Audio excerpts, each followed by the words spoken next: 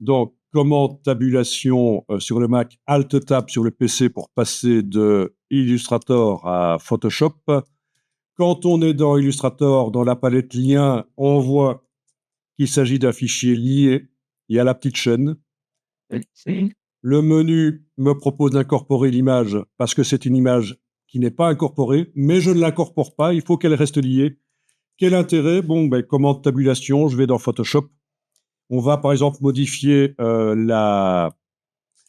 l'aspect de l'image. Puis on mettra à jour le fichier qui s'appelle comme ça sur le disque dur. Enfin, vous avez peut-être un autre fichier, mais on ne va pas l'enregistrer sous et changer son nom. On fera fichier enregistré, on mettra à jour le fichier. Ok, donc dans ma palette des calques, déjà, j'ai beaucoup trop de calques. J'ai pas une vue d'ensemble, c'est pas facile, donc je vais réduire la taille des vignettes. Dans le menu de la palette des calques de Photoshop, vous pouvez aller dans le menu ici, Pancake de la palette des calques. Dernière ligne du menu Pancake, vous avez, non, pas la dernière ligne, mais celle-là, option de panneau.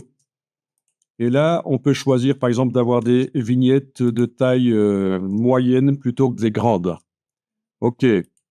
Voilà, donc là, déjà, je vois un peu mieux toute la palette des calques. Vous voyez l'entièreté de votre palette des calques? N'hésitez pas à la déplacer, hein, en la prenant par son nom et en la faisant flottante, en l'agrandissant par la petite case en bas à droite. C'est super important d'avoir une vue d'ensemble sur sa palette des calques. Et s'il faut, j'irai encore diminuer la taille des vignettes plus tard. Donc, ce que je propose de faire ici, c'est éventuellement d'appliquer un dégradé sur l'image pour la rendre graphique. C'est juste un exemple de modification de l'image.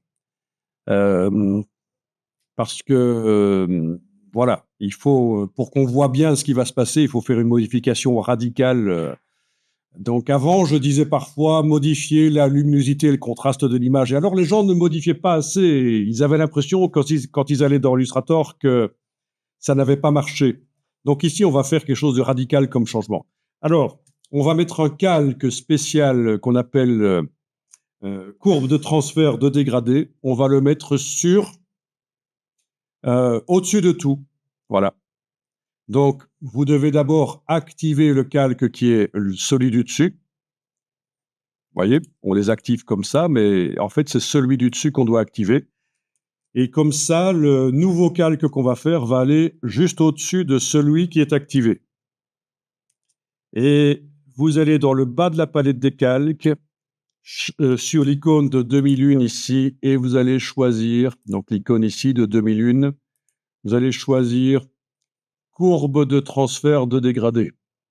Encore une fois, c'est juste un exemple. Voilà.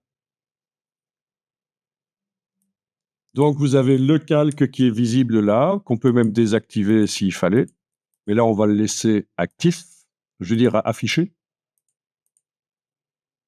OK. Et alors, on va choisir quel dégradé on applique sur l'image. Est-ce que vous voyez le panneau propriété? Vous voyez ici, à droite du dégradé, la petite flèche qui va vers le bas? Voilà. Et là, vous avez déjà plein de dégradés qui existent et que vous pouvez appliquer. Essayez, pour bien faire, de choisir un dégradé qui a une partie sombre et une partie claire. Voilà. Et alors, il faut parfois cocher l'option inverser. Comme ça, les parties sombres vont à l'endroit où c'est censé être sombre et les parties claires à l'endroit où c'est censé être clair. Parfois, il faut le faire. C'est pas mal ça comme effet. Ok, on va voir déjà si ça fonctionne, si on enregistre ça. Donc on a un fichier au format Photoshop, c'est parfait, c'est exactement ce qu'il faut, parce que si c'était un JPEG ou un PNG, ça peut pas contenir des calques, donc ça poserait problème. Donc vous avez intérêt un maximum dans les logiciels Adobe à travailler avec du PSD, des formats Photoshop.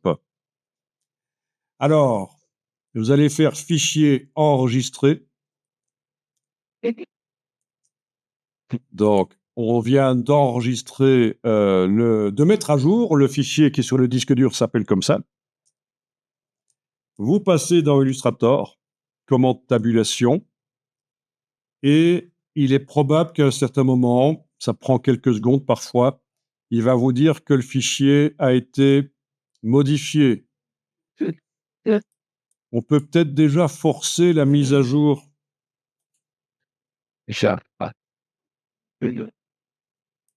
Alors, ça ne fonctionne pas chez moi, pourquoi?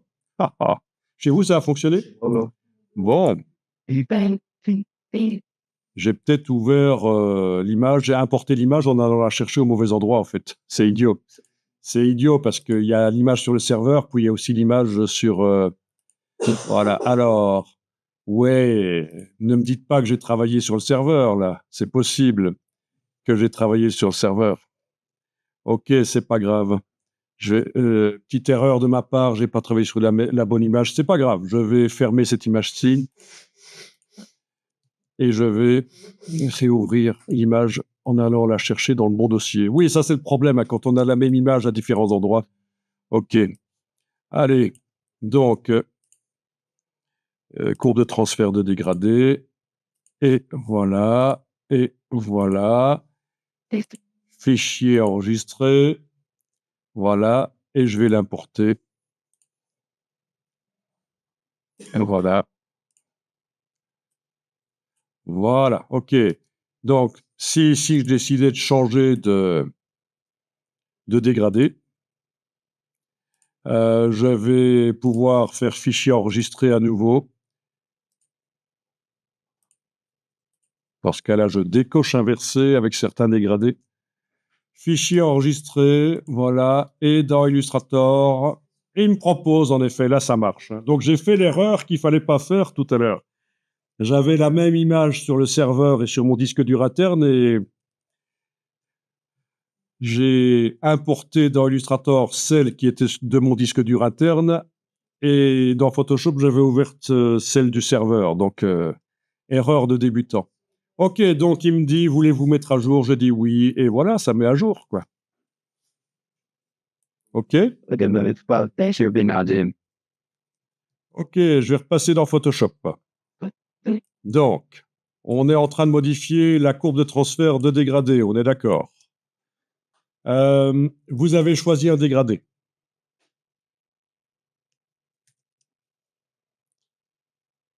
Bon, si vous cliquez sur le dégradé, vous avez l'éditeur de dégradé, avec possibilité de bouger les couleurs. Également, dans supprimer, si vous prenez une couleur et vous appuyez et vous déplacez vers le bas, ça supprime la couleur. Possibilité de modifier la couleur en double-cliquant. Et là, vous choisissez la couleur et vous voyez directement derrière ce que ça donne.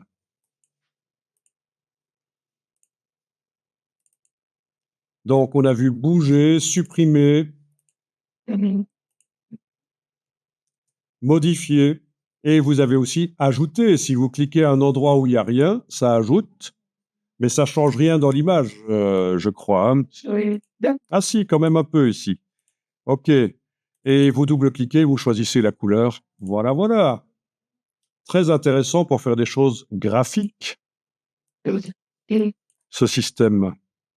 Et alors, il vaut mieux quand même que, en fait, vous ayez d'un côté du noir et de l'autre côté du blanc.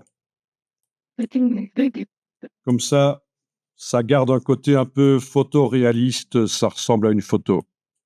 Voilà.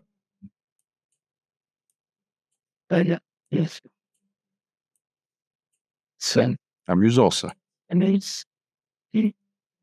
Logiquement, on va de la couleur la plus sombre à la plus claire. Comme ça respecte les choses dans la photo. Et ça reste compréhensible.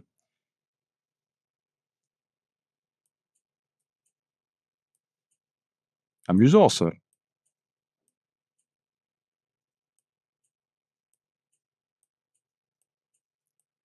Ça fait un peu pochette de disque, hein, clairement.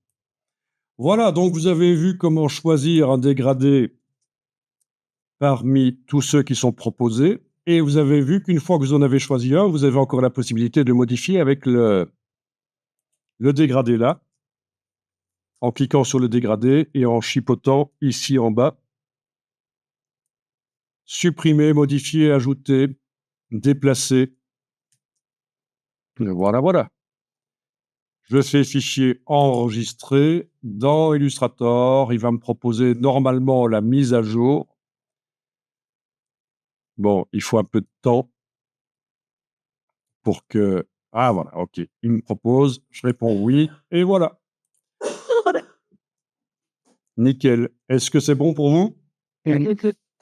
Ok, vous allez pouvoir essayer d'aller chercher maintenant une image sur le web et on va faire... Mais gardez votre image Photoshop ouverte. Alors, dans le navigateur, on va chercher par exemple une image d'une ville, d'une rue dans une ville.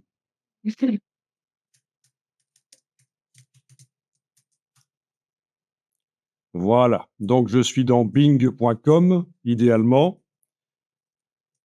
J'ai tapé en anglais City Street et je vais dans la partie images.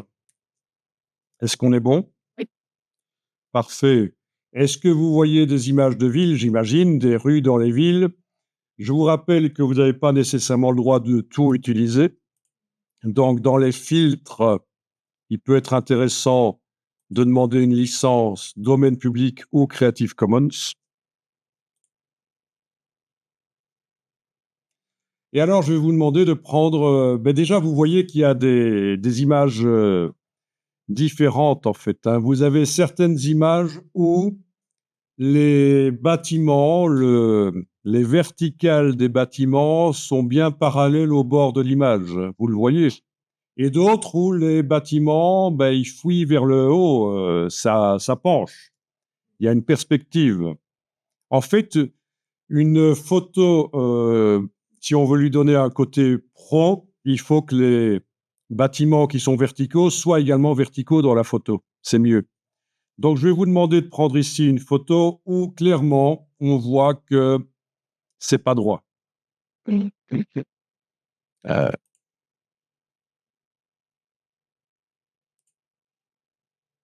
Donc, je vous rappelle que vous cliquez, si vous êtes dans Bing, vous cliquez sur la vignette, puis vous cliquez sur afficher l'image.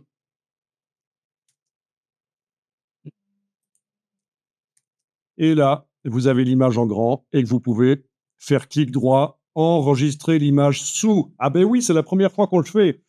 Hier, on avait fait copier l'image et on avait transféré directement, on l'avait collé dans Illustrator. Mais ici, il nous faut des images liées, donc il faut que le fichier soit sur le disque dur. Donc là, on fait clic droit, enregistrer l'image sous. Donc, on enregistre l'image dans le dossier d'aujourd'hui. Voilà. Et puis, on va dans Photoshop, on va l'ouvrir. Gardez votre autre image, là, c'est bien, avec votre dégradé. On fait fichier ouvrir. Et on a une image JPEG. Ou peut-être une PNG chez vous. Donc, on est dans Photoshop, on fait fichier ouvrir et on navigue jusqu'à son dossier et on ouvre l'image qu'on vient de télécharger.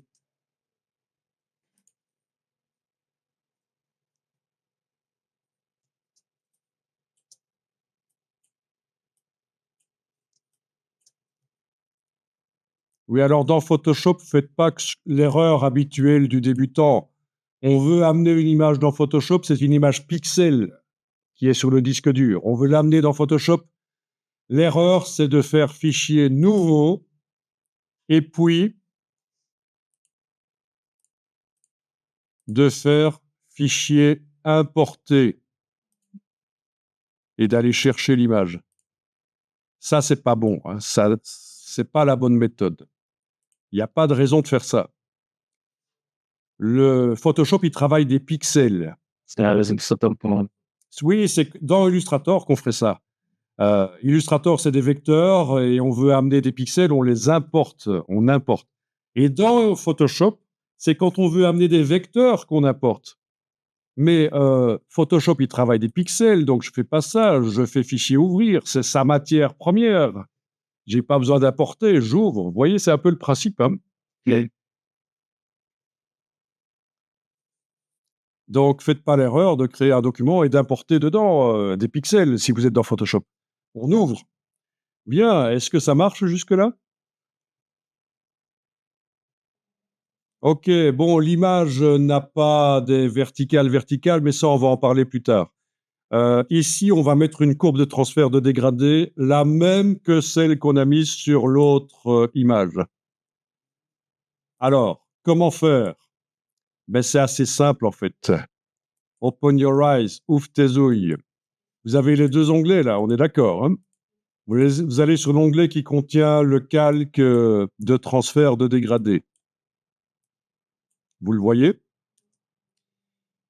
Vous appuyez sur la partie gauche du calque, vous déplacez sur l'onglet de l'autre image, elle apparaît l'autre image, et vous glissez le pointeur sur l'autre image, et vous lâchez le bouton à la souris, et voilà, c'est fait. Je répète, je viens d'annuler pour vous remontrer, je suis sur l'image qui contient le calque, j'appuie, je garde appuyé sur la partie gauche du calque, je vais sur l'autre onglet, je descends, c'est ça l'erreur à ne pas faire, il ne faut pas oublier ça, il faut descendre sur l'image, on lâche et on a transféré le, le réglage. Alors ça, c'est surprenant, chez toi, tu n'as pas une image RVB, tu n'as pas une image non plus CMJN, elle est dans un mode couleur très particulier qui, en général, c'est pour les images GIF, pour les GIFs. Donc, ce que tu dois faire, toi, c'est pour que ton image puisse accepter des calques, c'est aller dans Image Mode et à la place de couleur indexée, tu choisis par exemple couleur RVB. Et là, quand tu déplaces le calque, ça va fonctionner. Évidemment, il n'est pas interdit de modifier le dégradé si on veut pour l'adapter un peu à l'image là, mais pour moi, je trouve que c'est bon. Tant qu'on y est, on va redresser les perspectives. Zoomer en arrière, c'est super important de zoomer en arrière pour voir l'extérieur autour de l'image.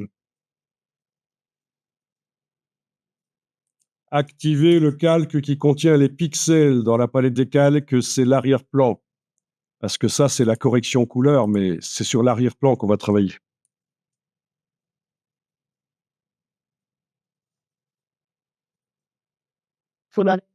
Euh, on va voir s'il faut enlever le cadenas ou pas, mais c'est en fait un cadenas qui indique que la transparence ne peut pas être modifiée.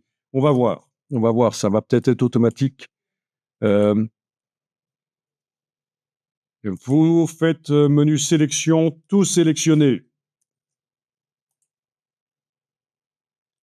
Vous faites édition, transformation manuelle. Alors, c'est quelque chose qu'on utilise très souvent dans Photoshop.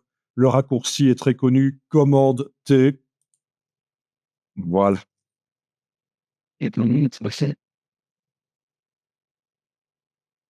Voilà. Transformation manuelle, c'était commande T sur le Mac, contrôle T sur le PC. Et ici, on va enfoncer la touche commande uniquement. Sur le Mac, sur le PC, ce sera la touche contrôle. Et quand vous prenez la poignée du dessus à droite, par exemple, vous voyez ce qui se passe? Vous êtes en train de bouger. Eh bien, en fait, il faut bouger en horizontal et faire en sorte que le building soit vertical. Même chose de l'autre côté. Voilà. Parfois, il faut aller retourner de l'autre côté. Ouais. Voilà. Donc ça, c'est la correction de la perspective. Ça peut être utile. J'avais pris une image où la perspective était très forte, hein. Donc, mais malgré tout, voilà, si vous voulez faire une image publicitaire, une image qui est sérieuse, qui a l'air d'être pro, ça peut être intéressant de corriger les perspectives comme ça. Comme ça, vous avez vu comment on fait. Vous validez avec le petit V là au-dessus, ou la touche entrée sur le clavier. Voilà.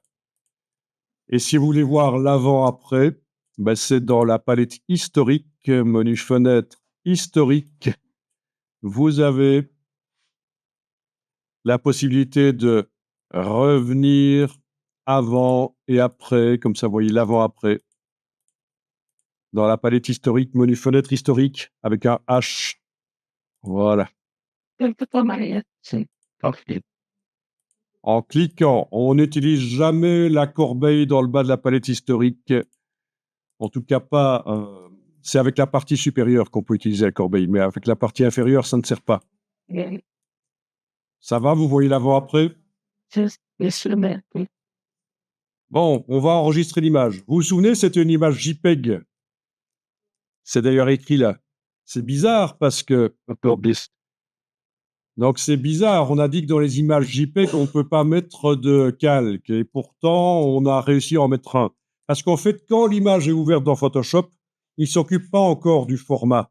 C'est quand au moment où on enregistre. Alors allez-y, fichier enregistré sous. Et donc là, il me dit que il ne pourra pas l'enregistrer au format JPEG sans perte d'information. C'est pour ça que vous avez intérêt ici à choisir Photoshop comme format. .psd, c'est ce qui est mis au bout là-bas.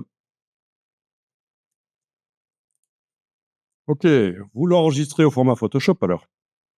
Et donc la version JPEG qui est actuellement dans votre dossier, elle ne va pas être remplacée, elle va rester là. Et à côté de la version JPEG, il y a une version PSD qui va se créer. Voilà. C'est le PSD. Vous allez dans Illustrator, commande tabulation, on est d'accord, pour passer d'un logiciel à l'autre. Alt-Tab sur le PC, mais Command-Tab sur le Mac. Vous êtes dans Illustrator et vous allez importer votre image PSD, fichier importé. Vous allez chercher la PSD en version liée, c'est pas plus mal. Comme ça, si on modifie dans Photoshop, ça se mettra à jour dans Illustrator. Vous appuyez, vous bougez et voilà.